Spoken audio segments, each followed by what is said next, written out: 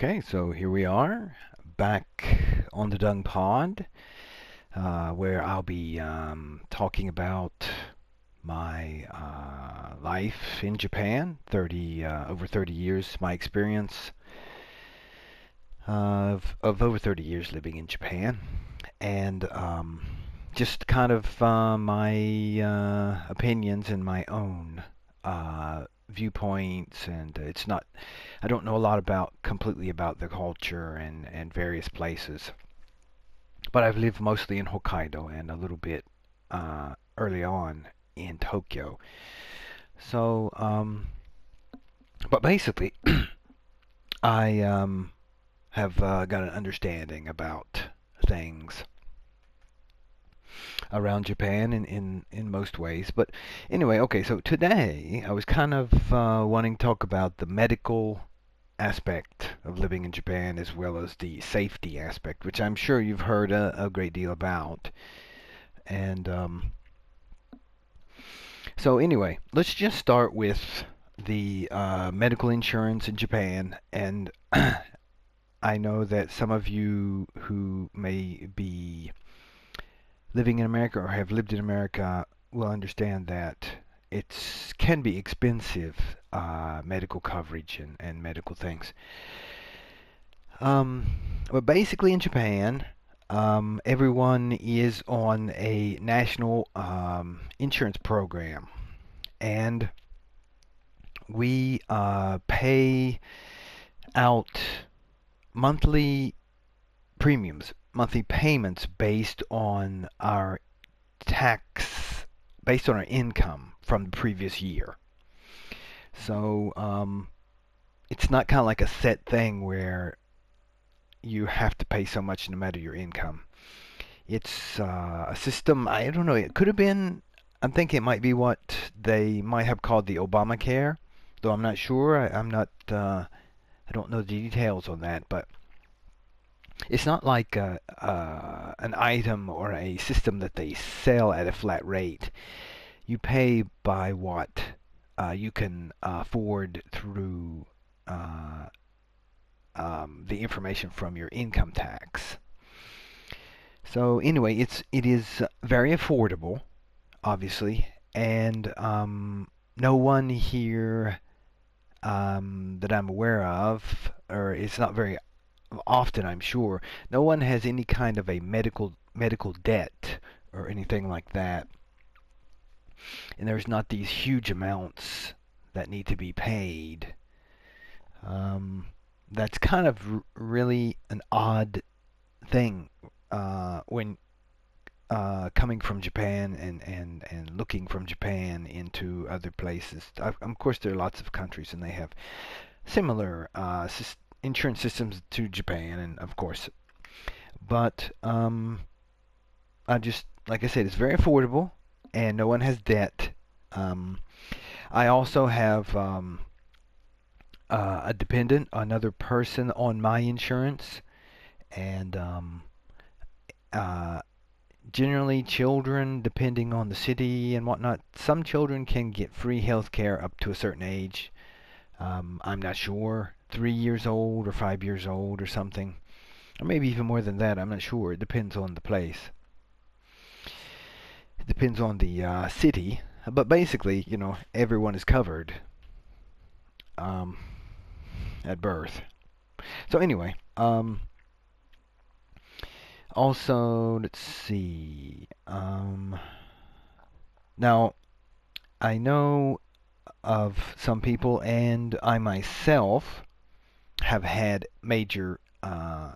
somewhat major surgery, and taken treatment for like a year afterwards. And even though the medicine that I took was slightly expensive because it was a newer, a more modern, a newer medication, the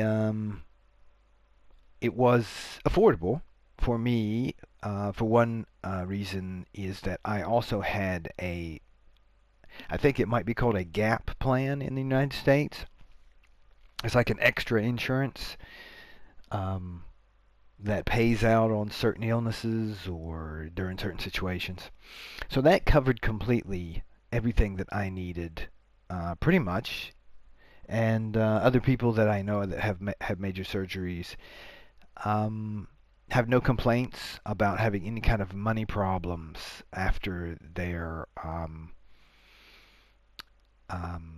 operations or after they have a long stint of treatments for something.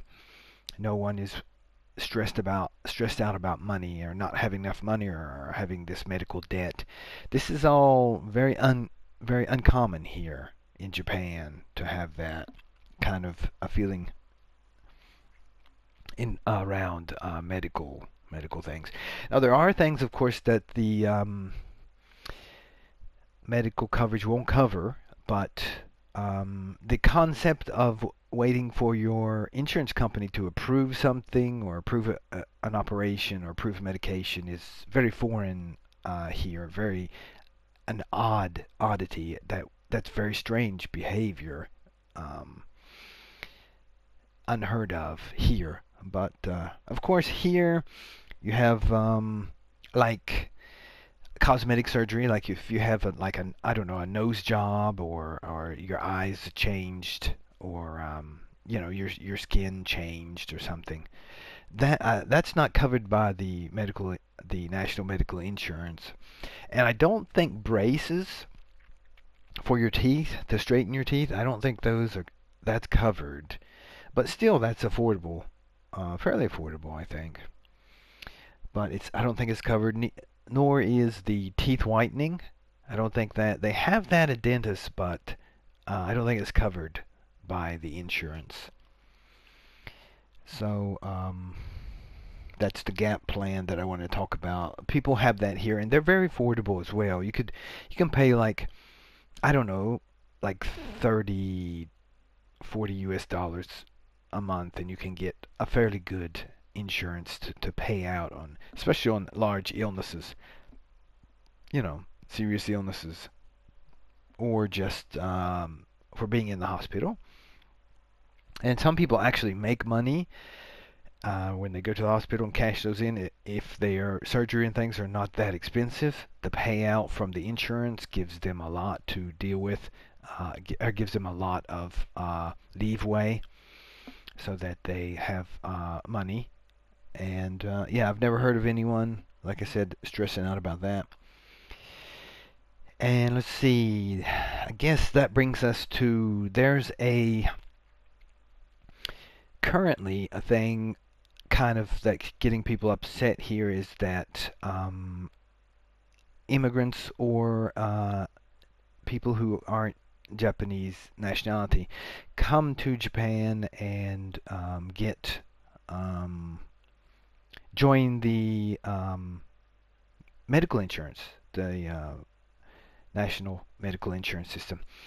And since there is no record of their taxes in Japan, they pay a very low premium, while the rest of us are pay more. Pay more because we have a bit more of a we our income is different. So I think some people are really getting upset about that concept, and I think some people who come to Japan may be taking advantage of that, or others may simply need that some medical surgeries and things done. But I don't know the deal. But that's in the news now. So anyway, the dental. Moving on to the dental, the dentists and that kind of stuff. It's very affordable. It's very good work. It's done. Your teeth are cleaned very well. Any place I've ever been in like the 30 years or so that I've been have been fairly. Most of them have been decent. That I can't even remember a complaint that I could say. To be honest with you.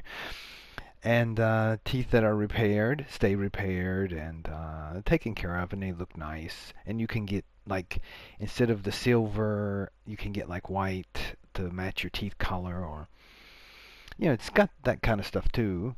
So um, it's not shabby work. It's done quite well for any place I've been, but a lot of countries also have that. But if you were wondering about that, I wouldn't worry about dental coverage, and of course that's in your national medical insurance coverage. So going to the dentist, going to the doctor is very affordable, and of course when you get medicines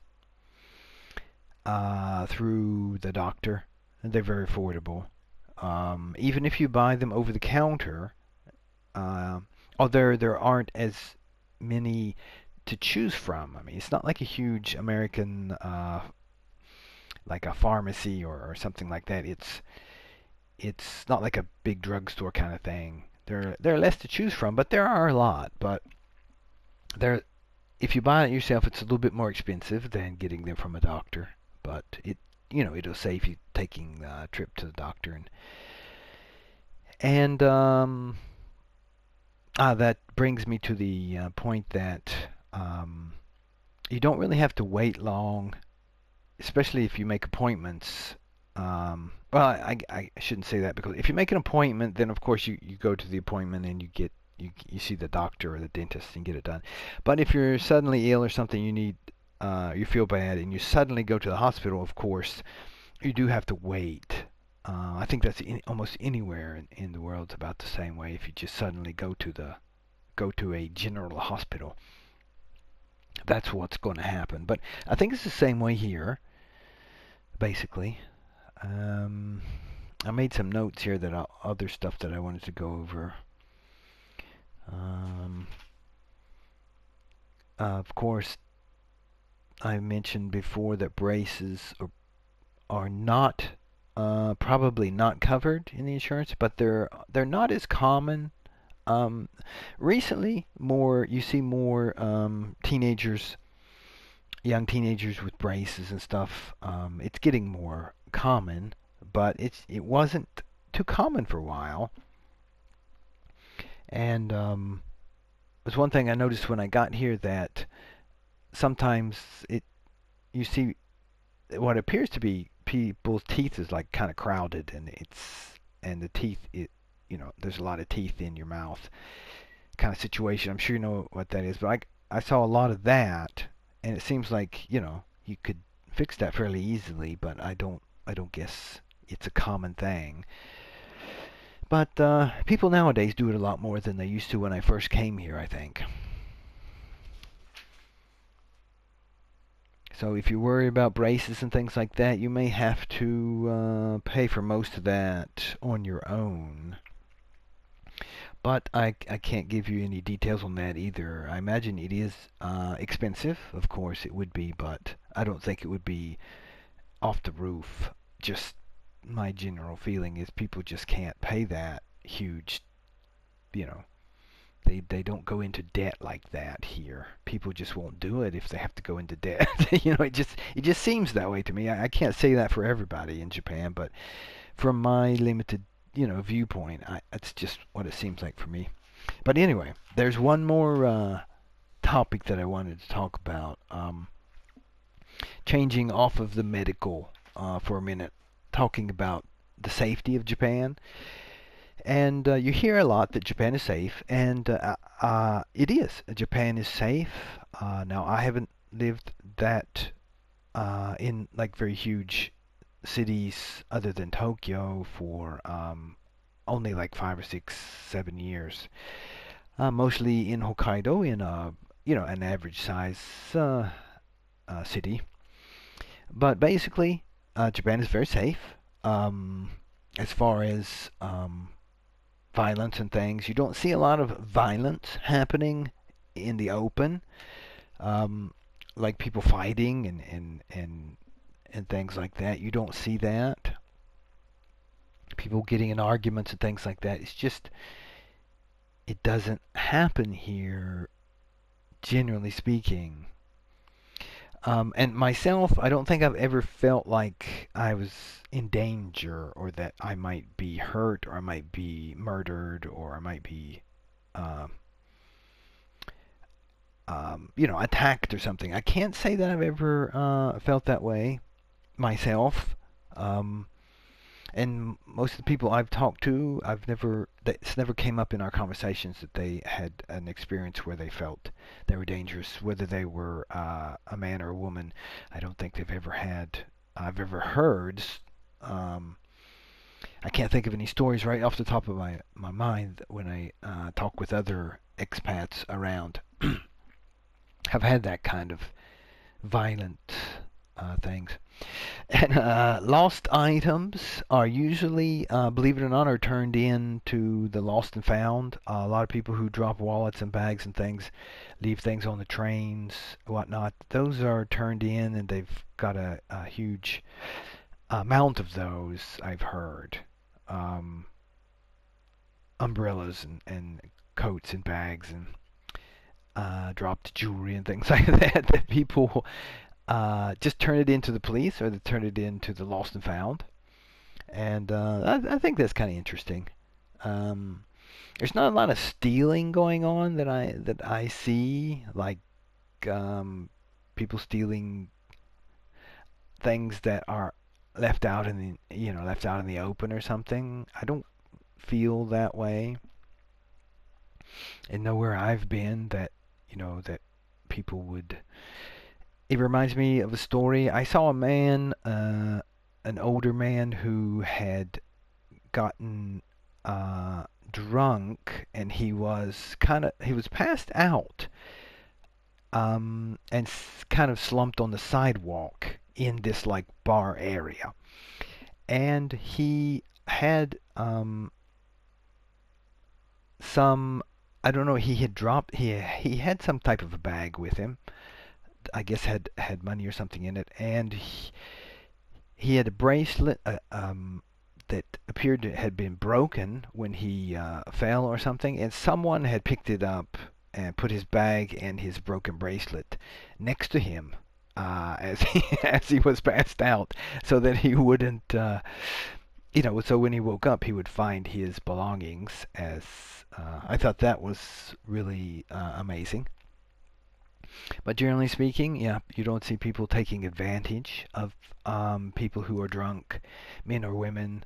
You just don't see a lot of that kind of weird stuff going on, at least not around me. I can't say I've never been in that kind of a crowd or that kind of an area. I'm not sure. But I mean, it's not like common, like you would see it everywhere kind of deal. I know that for a fact. But anyway, also, you may have heard that children walk to school here in Japan, and that is basically true. Um, they do walk to school. The smaller children, the first graders, have a backpack that they carry. It has like a reflective material on it that makes them very noticeable. Um, it's kind of bright colored, like a yellow or orange or red color, and there's a cover on it that's kind of fluorescent in a lot of places. And you never hear about children missing or being kidnapped or things like that. That doesn't appear to be a problem. Of course, kids travel in groups. There are people like road guards, especially retired people, will go out in the morning and they'll help at the intersections with the traffic and make sure that the children get across the road safely.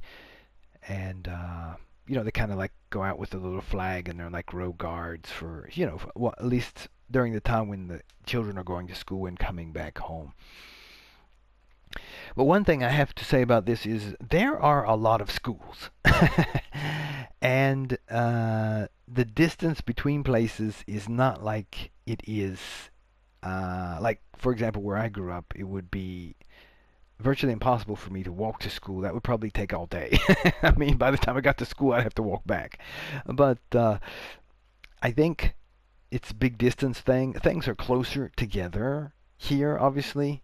I'm sure you've seen movies and video clips and things like that. But it's very close together, and there are lots of small schools that children walk to, that's in walking distance of their houses and their areas. Now, when I was a child, they had a thing. I think it was, if I'm not mistaken, like a consolidation of schools, where at one point in the area that I lived in America, if I'm not mistaken, there were lots of schools, and those were all some of the some of them were closed, and all these schools were consolidated into one place. And there was a bus. They would use buses to pick up children and bring them to school, and they concentrated all the students in one larger school.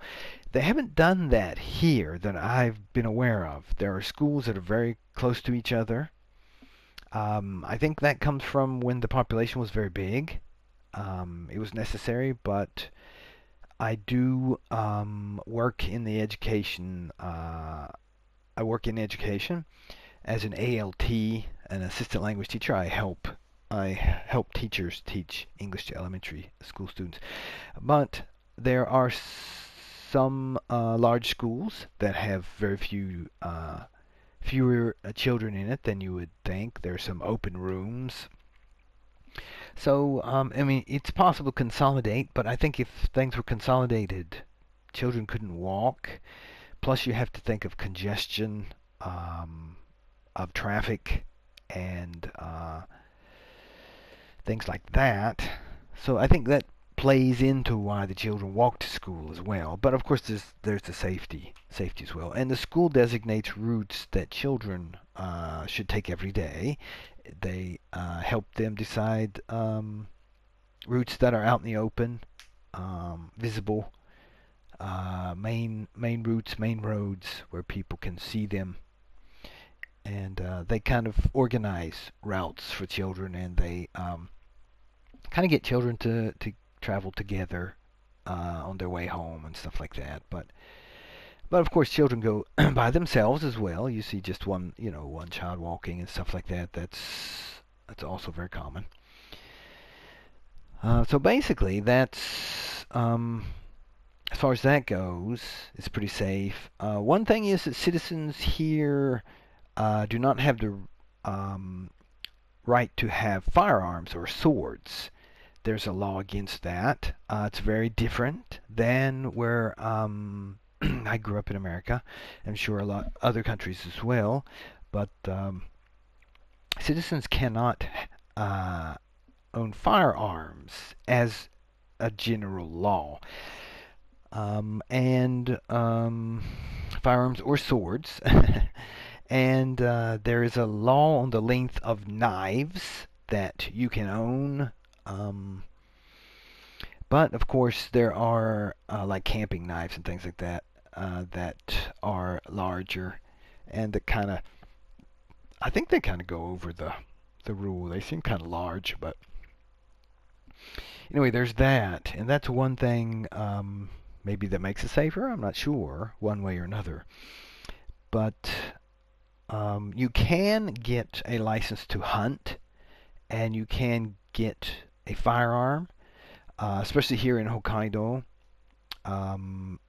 Generally speaking, it's very hard to get a hunting rifle compared to, say, a shotgun or a shotgun with rifling in it. You can get those type of, like a shotgun or a shotgun with rifling, so that you can shoot large animals like a deer or a bear or a boar or something. Well, there's no boar in Hokkaido, but you can get a license. It's a very complicated system, a very complicated process to get. You have to take a test. You have to obviously you have to have a background check. You have to take a test. You have to do some shooting practice, and you have to have a place to lock up your weapon at home. It has to be a locker. They've got specs on this. It has to be a gun locker that cannot be moved. They keep the local police departments keep tabs on all this stuff. They keep tabs on your ammunition, how much you have. They visit you to inspect your firearm. from time to time, make sure it's there and you have it and it's locked up safely.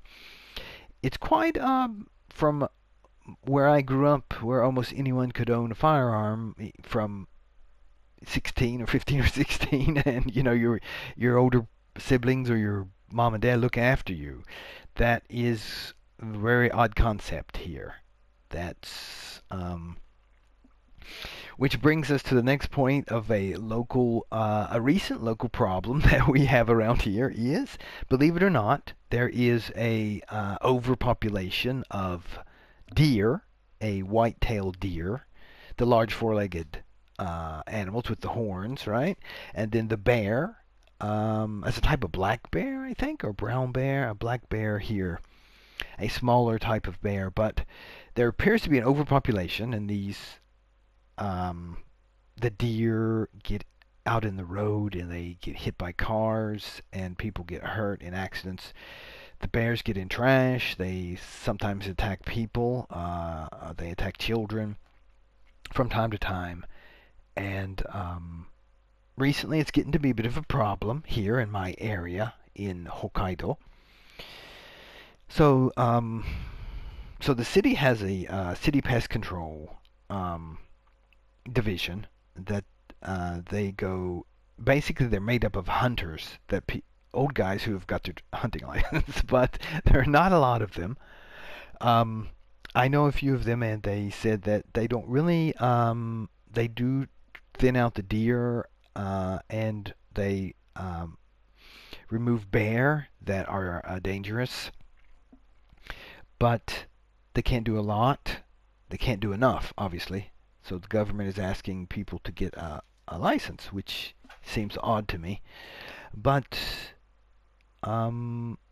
in my the lack of firearms and the lack of hunters has created this problem. Um, but in my humble opinion, you have the police here. The police have these firearms, and they have a self-defense force here. It's a military, and they have firearms. So since they're the ones having the firearms, and us citizens can't have them, then I think it falls on them. It's their responsibility to use those tools in order to protect the citizens and make our society safe and functional. So I don't really think this is a thing that they should push over onto the citizens to do. Like recently, we have a sign put on our dumpster that says, "Please do not put your trash out early. It attracts bears." Um, who wants to hold trash in their house until it gets all stinky and stuff? So I'm thinking, the police aren't really, in my opinion, I don't know, but they're not really that busy, and the military is not fighting any wars. So, they should maybe get out there and, this is good training. They can get out, and with their, super sniper scopes and their equipment and their night vision and stuff like that. They can practice. They can thin out some of these animals, or perhaps build some fences and whatnot just to keep the animals off the roads. I mean, they need practice building fences around, highways and things like that. They've already got a lot of fences up basically around the highways, and things are already fenced up, of course, but not everywhere. But anyway, that's just my humble opinion on the situation. But anyway, I think that's pretty much all I wanted to talk about this time. So just to wrap it up, I guess medical system is pretty affordable. It's pretty good here, and it's pretty safe.